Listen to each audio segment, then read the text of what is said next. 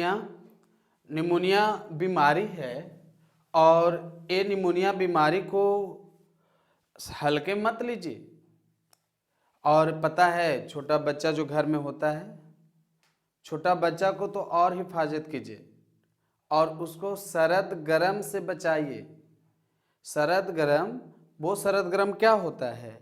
सरद गरम अचानक वो ठंडा था, फिर वो अचानक उसका सेहत गर्म हो गई, या गर्मी से वो आया था और अचानक उसे ठंडा असर कर गया, तो इसको सरद गरम कहते हैं। देखिए इसको समझते हैं। कहने का मतलब है ना कि कई बार होता है कि छोटा सा बच्चा है और छोटा जब बच्चा है और वो माँ का दूध पीकर ही रहता है, तो जब छोटा बच्चा है और माँ का दूध पीकर ही रहता है तो माँ को क्या चाहिए कि ऐसे पदार्थ खाएं जो हमारे द्वारा तैयार दूध जब बच्चों तक पहुँचे, बच्चा उस दूध को पिए तो बच्चा का प्रभाव न पड़े। ये माँ को ख्याल करना पड़ता है कि नहीं करना पड़ता है?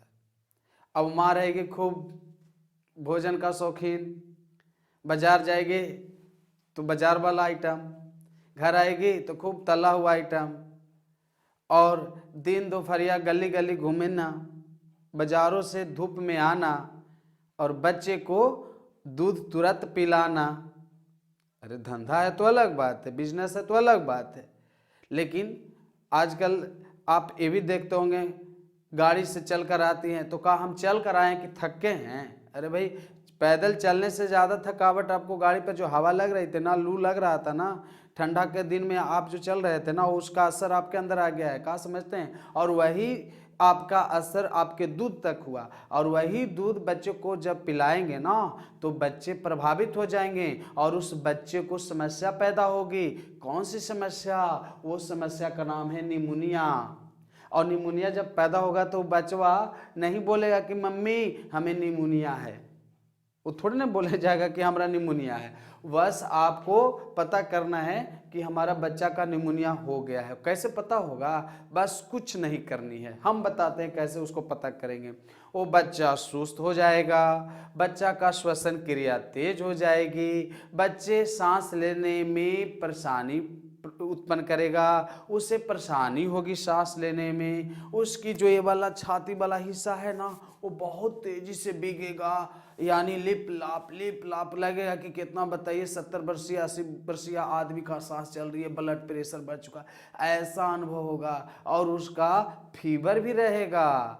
तो ऐसे समस्या जब बच्चों का रहेगा, जब उनकी सांसें तेज चलेगी, उनकी छाती तेजी से भीगेगा, तो ऐसा उसका होगा एक बीमारी। और वो बीमारी किसके वजह से हुआ है? ये किसके वजह से हुआ है? उसके माँ के दूध के वजह से हुआ है, और ऐसे बीमारी का नाम निमोनिया है। किंतु यह बीमारी इस वजह से भी तो हुआ, लेकिन इसमें कुछ संक्रमण का भी दोष है। ऐसा नहीं है कि माँ के स्तनपान से बच्चे को सरगर्म हुआ तो निमोनिया का लक्षण है। देखिए निमोनिया का कुछ ऐसा भी प्रतिक्रिया है जो कारकों के प्रभाव से होता है। अब देखिए, एक तो असर रहा माँ के भोजन से, माँ के उनके घूमने फिरने से, जो उनसे दूध तैयार हुआ उससे। लेकिन सबसे ज़्यादा घातक यहाँ हम बताते हैं, सबसे ज़्यादा घातक तब हो जाता है निमोनिया जब वह कारकों के द्वारा होता है। और वो जो कारक है वह कारक यहाँ है स्ट्रेप्टोकोकस निमोनी। देखिए स्ट्रेप्टोकोकस निमोनी जो बैक्टीरिया का नाम है, और ये बैक्टीरिया को आप देखिएगा तो ऐसे ऐसे रूप में रहेगा, ऐसे ऐसे रूप में रहेगा, ये श्रृंखलाबद्ध में। आप कैसे मारिएगा, इतना श्रृंखला बना के रहेगा। और जब श्रृंखला बना के रहेगा तो यही श्रृंखला वाला जो कड़ी रहेगी, इस श्रृंखला वाला कड़ी का नाम है स्ट्रेप्टोकोकस निमोनी, और यही स्ट्रेप्टोकोकस निमोनी से निमोनिया पैदा होता है। क्लियर हो गया? तो याद रखना है स्ट्रेप्टोकोकस निमोनी से निमोनिया रोग पैदा होता है। और इसमें जो प्रभावित अंग हैं कि इसमें कौन सा अंग प्रभावित होगा। सांस लेते हैं तो कहाँ जाती है? 2 ब्लाडर है ना, ये एयर बैग, तो 2 जो एयर बैग है ना, वही 2 एयर बैग में, तो 2 एयर बैग क्या है, लंग्स, जिसे फेफड़ा कहते हैं।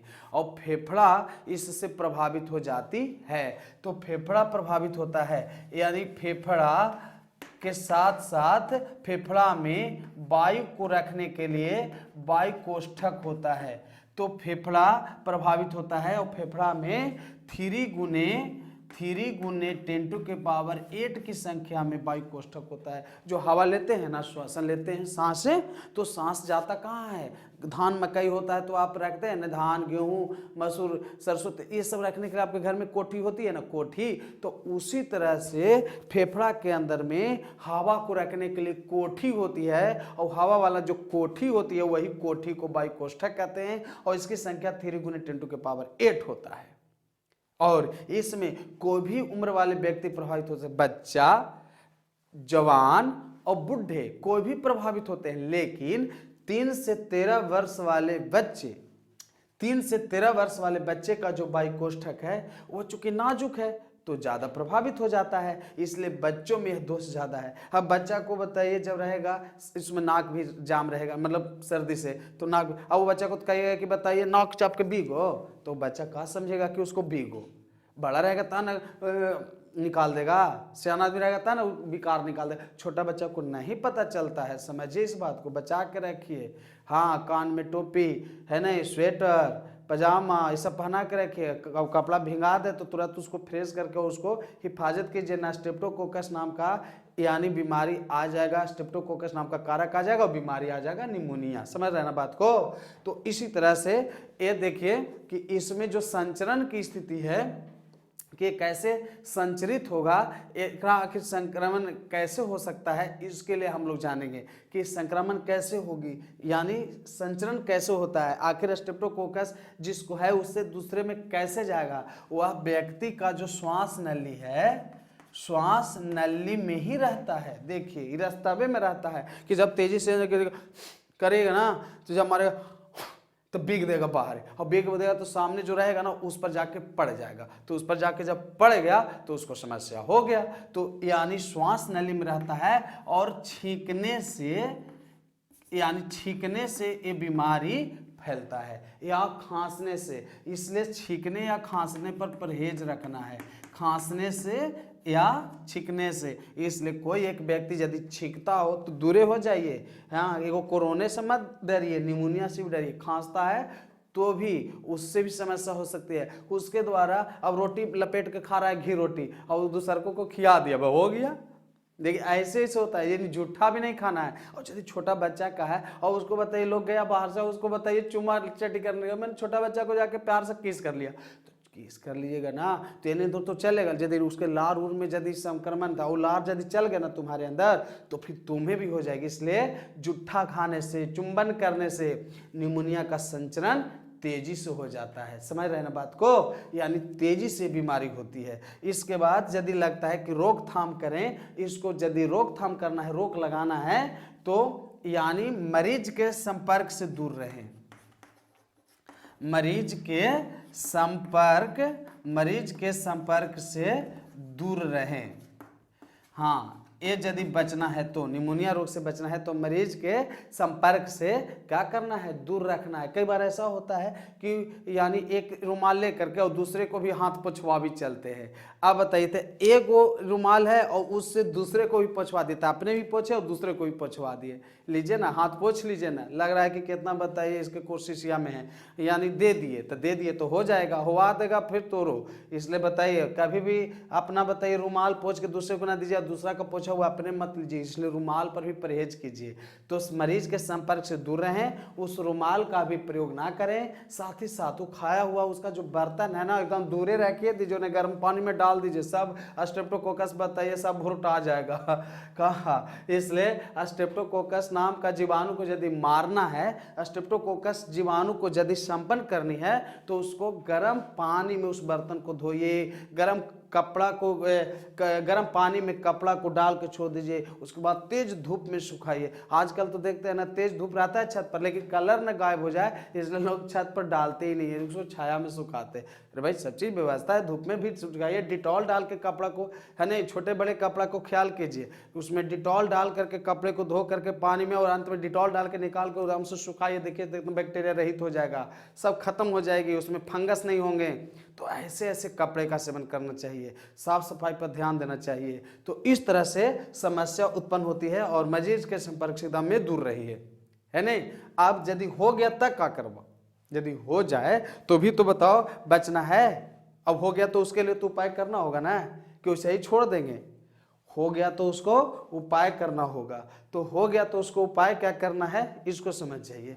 इसके लिए इलाज की जरूरत है। और हो जाएगा तो उसे छोड़ दो ना, इलाज की जरूरत है। इसीलिए एंटीबायोटिक दवा लगवाइए जाके। 24 घंटा में ना उसकी बाई कोष्ठक का जो तरल होता है ना वो मर जाता है, लसलसा पदार्थ होता है बाई कोष्ठक के अंदर, वही लसलसा पदार्थ मर जाता है। जब लसलसा पदार्थ मर जाता है तो वायु का जो आगमन हुआ था फेफड़ा में, वो फेफड़ा का जो वायु कोष्ठक है चल ही नहीं पाता है, सिकुड़ फैल नहीं पाता है, और न सिकुड़ने फैलने के कारण समस्या तेज हो जाती है। इसलिए मैं कहता हूं कि यदि संक्रमण हो गया है, यदि बीमारी न्यूमोनिया हो गया है, फेफड़े का वायु कोष्ठक नष्ट हो रहा है, उस वायु कोष्ठक को ध्यान देना है। यदि वायु कोष्ठक का तरल मर गया है तो उसको जल्दी इलाज करवाइए, न जान तक गंवाना पड़ जाएगा, क्योंकि बच्चे में निकालने का विकार गुण नहीं होता है, इसलिए, और यानी तरल पदार्थ मरने के कारण वायु कोष्ठक नहीं चलेगा, और वायु कोष्ठक नहीं चलेगा तो उसकी मौत हो जाएगी। तो इसको इलाज करवाना है, तो इसको इलाज के लिए मैं बताता हूं कि पेनिसिलिन का इस्तेमाल करवाइए।